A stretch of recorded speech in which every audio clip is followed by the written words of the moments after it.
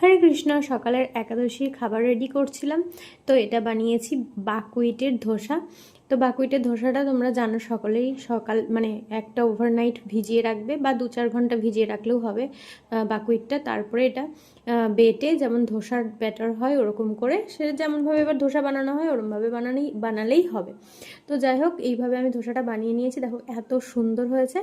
আর তারপরে বানিয়েছিলাম আলুর সবজি, তারপর ভোগ লাগিয়ে সেই প্রসাদ পেতে বসে পড়েছি। তো এই যে দেখতেই পাচ্ছ, আর এই যে ধোসা, বাকুইটের ধোসা, আলুর সবজি আর বাদাম ভাজা। আর আমি একটা পিচকি মতো বানিয়েছিলাম, কারণ আমার এখনও ছোটোবেলার স্বভাব চায়নি। মা বানাচ্ছিল, মাকে বলছিলাম একটা ছোট্ট মতো বানাবো, আমার খুবই ভালো লাগে।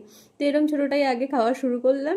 এই যে দেখেছো এত সুন্দর হয়েছে, আর সঙ্গে আলুর দমটা মা বানিয়েছিল, খুবই টেস্টি হয়েছিল। যাই হোক, চলো প্রসাদ পেয়ে নিই। তোমরা কে কী প্রসাদ পেয়েছো আজকে একাদশীতে অবশ্যই কিন্তু কমেন্ট করে জানিও।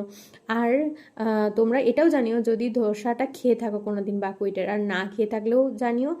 আর কেমন লাগলো ভিডিওটা অবশ্যই সেটা জানিও। হরে কৃষ্ণা।